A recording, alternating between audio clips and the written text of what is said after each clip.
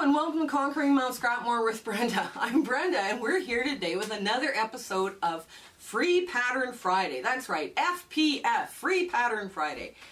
And today we're going to bring you one of the blocks that my Gill sister made for us for a Gill challenge. And I've changed the sides, and yes, I have permission from her. But first, I want to introduce you to a friend of mine on YouTube that we've been working together doing other collaborations for a while now. And her name is Chandra from Under the Needle. You guys have got to go check her out, her channel out. It's a lot of fun. She talks about all sorts of different box openings and other topics that come up. And it's interesting to watch her stuff as she goes along. So her link is going to be in the show notes below, as well as the pattern for Marie's Celtic Cross. Okay, so this is what you're going to download from the show notes below. This is where the pattern is. You need to make 4 of these and 1 of these, but if you print it 4 times, you're going to get 4 of those. But don't worry about it. Just throw them into your blocks of stuff. Now, these are pretty quick to come together. You're going to need a dark, a medium, a light, and a bright. So I decided to stick with greens because it's a Celtic cross, and that would be fun, you know, just to stick all with greens. And I have labeled them. The darks are D's and the L's are lights and the M's are mediums, and you know, you have to kind of work with what you've got, right? So, you know, these are just fun little blocks, and they do come together. But remember, you're working with dark, medium, light, and bright. So what I have done with my dark, medium, and lights is, because I'm going with greens, I'm going with dark, medium, light, and bright. Right? So this one will show up. This shows up against pretty much all of them because it's a brighter green. So in order to make this work, you're going to first start with your center, which is your color, bright color, and your darks, right? So now we're just going to trim off a bit of stuff here, just enough to make this work. I mean, you know, basically that's all it is, you know, you're going to try and make this work. So now I got my paper scissors out of retirement, I guess. I'm going to just quickly give this a quick trim and come up with a square. Now, we don't talk much about doing paper piecing, right? Because paper piecing is one of those skills, you either know how to do it or you don't. But what happens is when you take one of these tracing wheels, you can go along like this, and you can mark out where this fabric has to fall. Right? So this fabric, this piece here, has to be in here. Now when you're doing this with the tracing wheel, that also helps separate your paper and your stitches later. And it doesn't have to be exact. Now I've cranked my stitches up, so I've got like 25 to 30 stitches an inch. So there's my bright now in the middle. And I've got good coverage on all 4 sides, right? Because I can see that I've got good coverage, right? And I'm just going to take out a little bit of this, and okay, so I'm going to make hopefully 4 little blocks out of here, 4 blocks, and just to work on the center. Now, there. So I'm going to start arranging this. I should probably change up my foot to a regular foot. Hang on. And this is it's not the original foot that I'm working with, but it's certainly an easier foot. Now, there are cutting instructions and all this online you can find for how to piece this with, you know, like a regular piecing. Now what I'm going to do is I can see the lines on here, and I know this is way over, right? I know that this is way over where it needs to be. So I can see this. coming out on both sides. So I'm just going to quickly run this under just to get me a starting point. And I'm going to try and follow my paper line the best I can. Now because I got 4 pieces, 4 other ones ready, so this one I don't need any more than the one. I've got other ones ready, so I want to do a light and 2 mediums and a dark. I need another piece of this dark. Yeah. Oh my goodness. I need something bigger. So you just rip them like that, just because you're getting this straight of grain, right? So I need lights and 2 mediums. So let's see, I'm just going to get little blocks like so. I'll probably need a few of these, but that's okay. That's a good way to use up little bits and bobs of this and that, so. I've probably got enough here for 2 blocks, but that's fine. So I need a light, and now I picked white on whites. So white on whites, one side is good, one side is not so good. So what you want to do is you want to make sure you've got the good side down, then you put this down on top of it, and I can see all the way around, right, from the other side. But I'm going to use my tracing wheel just to make sure that I don't miss anything. Okay, there we go. There's the other one. There we go.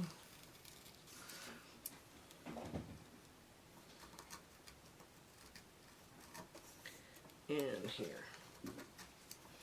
So now it doesn't matter which side of this, 1 or 2 or 3 that you do, but you want it to cover. You want to put right side to right side on the back, and you just want to run it under. So I haven't trimmed away any excesses yet. And you want to do this on a few of them at a time, right? Like you don't want to be, oh, I've got nothing but big pieces. I don't need all that big pieces. Oh, here we go. Here's some littler pieces. So down there. And I'm going to move this so I can see. Now you can usually see it by shadow, right? Your shadow, right? You can see this by shadow, right? When you hold this up to the light, you're going to be able to see where this is over on the back. So you're going to do like 4 of these right away.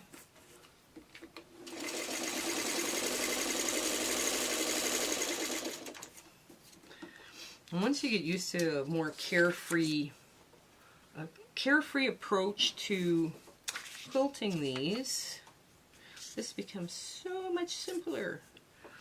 Now, I'm going to put this good side to good side, and I'm going to lay it down so I can just see the dark or the medium green through. And oops, it's too big. Too big, too high. And you start adjusting a little bit here and there. You can move this, you can slip this down a bit. There we go.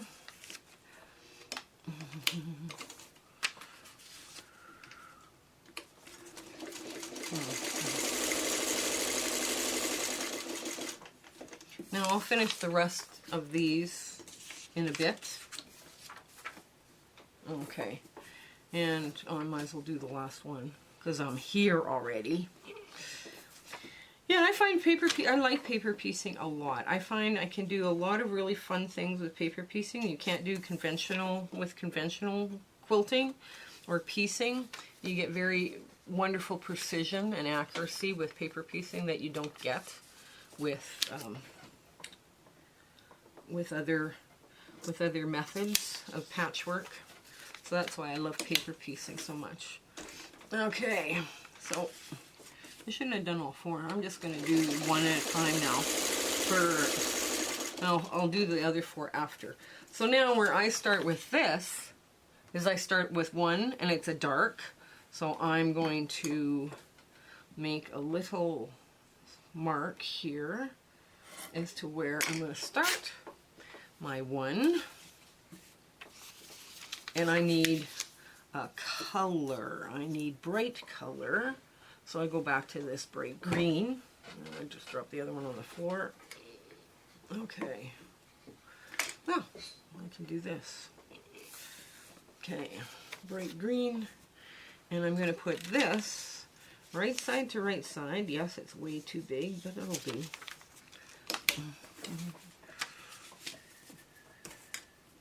Okay. And you just go along, you keep doing this. You go like a 1/4 inch past. And, you know, then you start back at the beginning again. So I'm going to just fold this over. Now, if I felt that this was there was too much bulk in behind here, I would just trim this away. This is a little easier way of doing things than the traditional piecing. Just a second, I gotta go in there and reach for this. Fell off the table onto the floor. Okay, so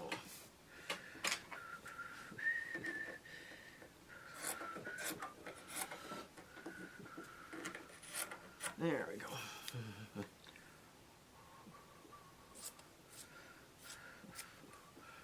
And now I want the outside corners of that center bit to have straight of grain, or kind of straight of grain. So the bias is going to be here, and the outside edges are going to be more straight. So what I'm going to do is I'm just going to go now to 3, and I can see that on either side, right? So I just flip it over. And I can see it sticking out, so that's fine. And I'm going to make sure I follow my line the best I can. Again, there's a reason why you sew them this way, because then they don't get all discombobulated. So, and I always end up cutting too much stuff for some of these. Sometimes I don't know. I lose what I'm doing. Okay, for this, I would cut this off. I would cut this excess off. Just, you know, a rough 1/4 inch, that works. And I would flip this out of the way, and now I have starting to see a beautiful piece.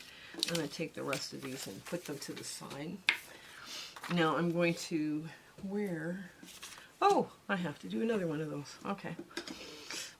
And now I'm just going to cut another little slit, like so. And make another piece that will work. There we go. And I'll put that on the other side of this. So it goes like there.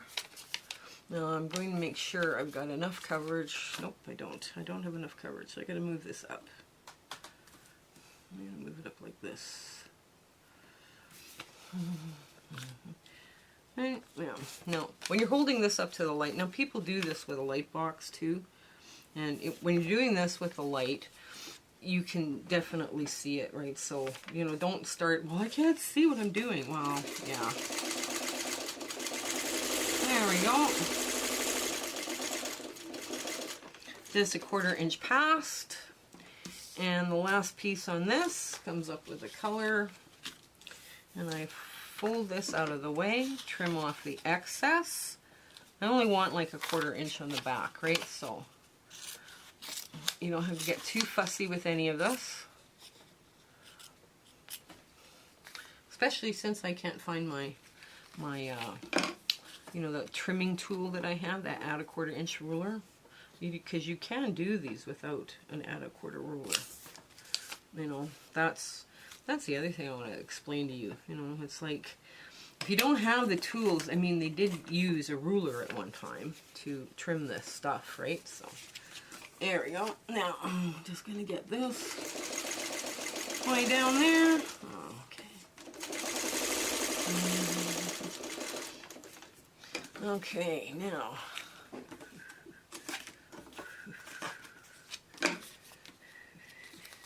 there. And we just keep moving along this. There. I am going to trim that extra bit. I don't need all that fabric in that seam. Okay, here we go. Now we're going to go to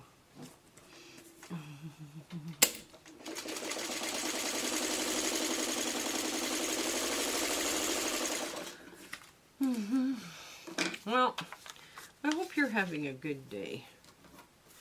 I'll get that off, get that trimmed a little bit. There we go. And you just follow what it's telling you to do from the front, right? So now the lights are going to be 4 and 5. These pieces here are lights. So I go back to my pile of white and I look for long, skinny, narrow stuff. And I've got a longer, skinnier, narrow thing here, right here. And I put that, let's see, light. So one I'm going to go, which way? Right this way. This way. So I'm putting good sides to good sides, right?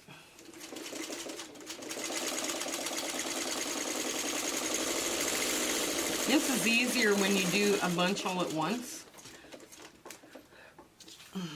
And now we're going to do the sea color. Okay, I'm going to trim this one down to 1/4 inch. There we go. Pop this over there, just like that. And now we're going to trim across, roughly across, or we can just leave it and do, you know, little, there. We can just do this, and that would work too. Okay, so we want something that's going to be that long. Okay, and that wide. There. So now we're going to lay this across like this.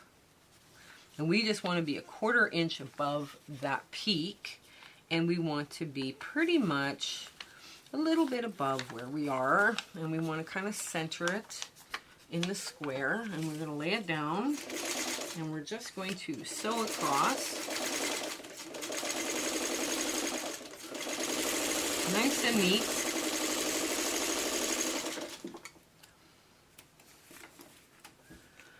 And we're trimming this one now to get rid of all that excess. There.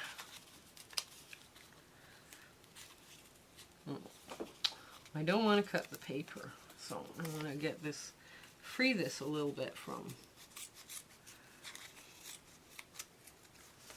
There we go. I want to see what I'm doing here too, right? So.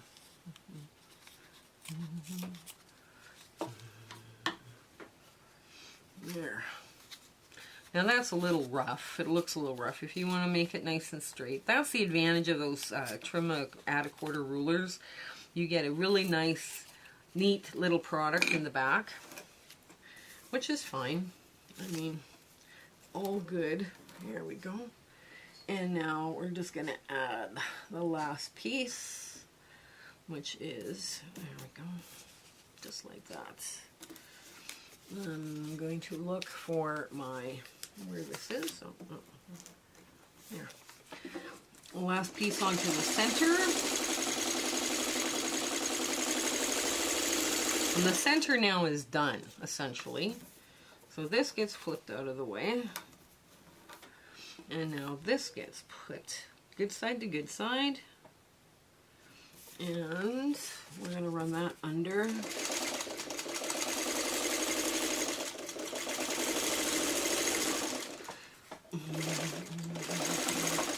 What has happened now? Just a second here. Something's gone awry. Oh, there it is. Ugh, okay.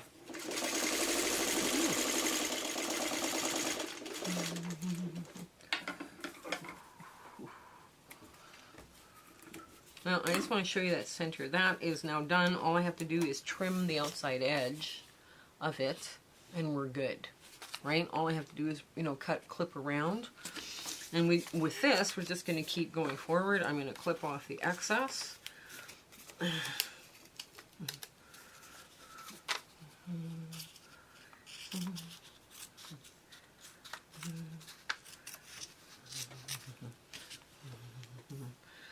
Now that'll all go to a dog bed at some point. Okay, now my next one is a medium. So I'm going to take more of this celery color. And I'm going to just trim the clip like that. And I have to go along this way, right? Okay.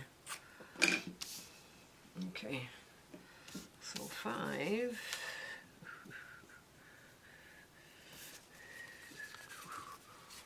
So, yeah, these are really restful. I find doing paper piecing sometimes very restful. Some people just struggle with the concept of it, and it's just they fight and fight and fight with it, and they're not happy, but you know, with the results. Now, if you do have an add-a-quarter ruler and you like how, you know, pristine your blocks look after, by all means, go ahead. Go ahead and continue using that. Now, there's that one block. So the last thing I've got is 6D, and that's a dark. And what I want to do is I want to cut a piece, big, oversized, just oversized, be done. Get it oversized and be done.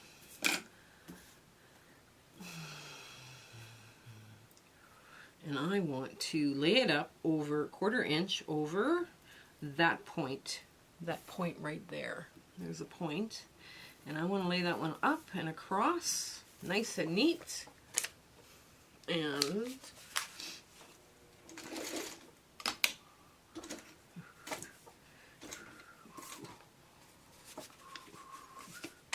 there we go. There.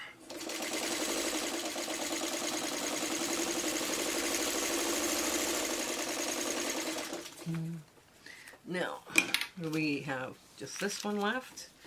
I'm going to trim away the excess here.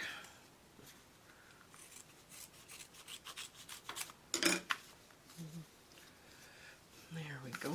And now I've finger pressed that back. And you can see this now, this flying goose is now starting to climb, right? I mean, by the time I get this last bit on, and all I have done is rip.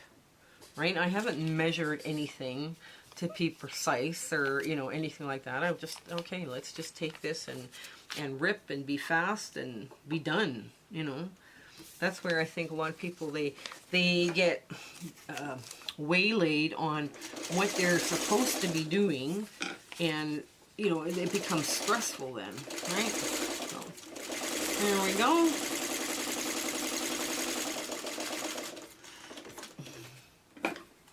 And pull that one away, and I'm just going to stay stitch the outside of this, right, while I'm here. And what I want to do is I want to drop my stitches right in between where I cut off and my seam allowance, because I don't want any movement in this block, because this, especially this one, this is the center, so this would be bad.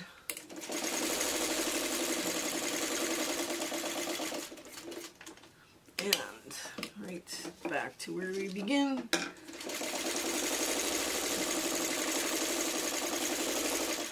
Okay, now with this, okay, I'm going to cut off that excess bits. I'm going to pull this back just a hair, and don't worry about ripping the paper, you know, or pulling your stitches out of the paper, because you need it to move a little bit to trim it, so it's not too bulky. And this all goes into a footstool or a pet bed or something. I don't waste this kind of thing. You know, I'm piling it up here on the side. Okay, so now, there we go. We've got this. The next one here says number 7 is medium. Okay, medium. Okay, here we go. And I'm just going to lay this across. from side to side, just a 1/4 of an inch past that point. And put that one to the side. There we go.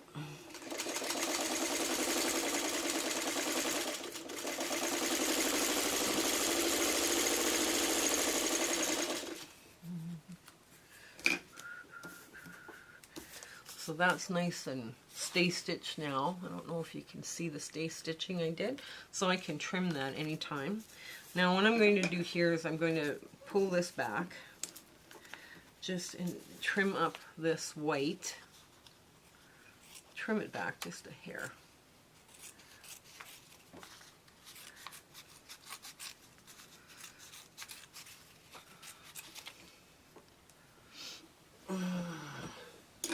And now I pull this back, just like so, and I do my stay stitching around here. And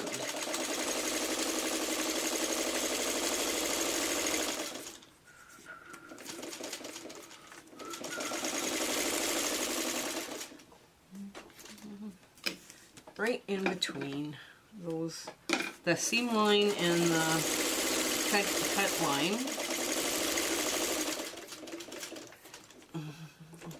Well, it doesn't have to be perfect in there, but I mean, if it's there, you know, it doesn't move. Now, stay stitching for me sometimes is so important. And sometimes these blocks, they get a little wobbly if you're not stay stitching. So now, I'm going to trim off the excess here.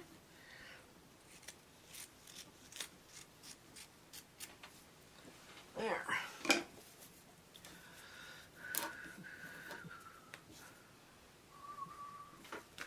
And now,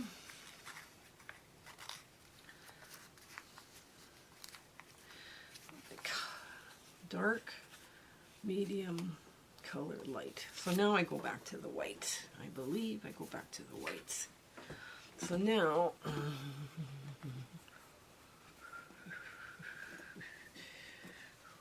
I'm going to look for a smaller piece. I got a couple of smaller pieces here. That works best. And I'm just going to lay them out this way. Good side to good side. And sometimes white and whites almost look the same on both sides. So, you know, be careful, I guess. And there we go.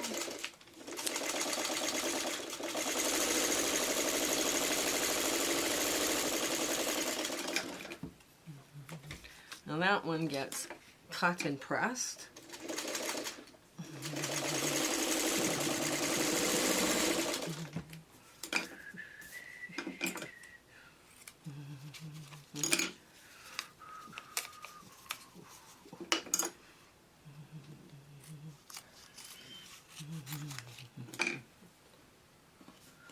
And pull that one back out of the way and put that one down.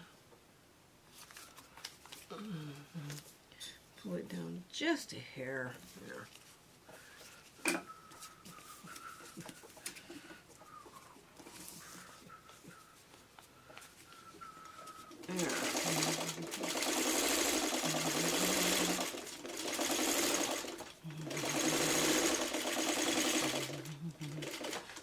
There we go. Get that one off. And we trim away the excess, which there's a lot of in this one. Because it's basically you're making little flying geese. Now you could, if you prefer to hand or like to piece, sewing machine piece the flying geese a certain way, then you're more than welcome to do that. You don't have to do all this. But what happens is this is what it looks like. So essentially it is 3 flying geese. So there's the first goose. This is the second goose. Right? This is the second goose, and this is the third goose with the white. Anyways, let me get around here with some stay stitching. And what I'm going to do off camera is I'm going to stitch the other blocks and put this all together just by following my sew lines on the block.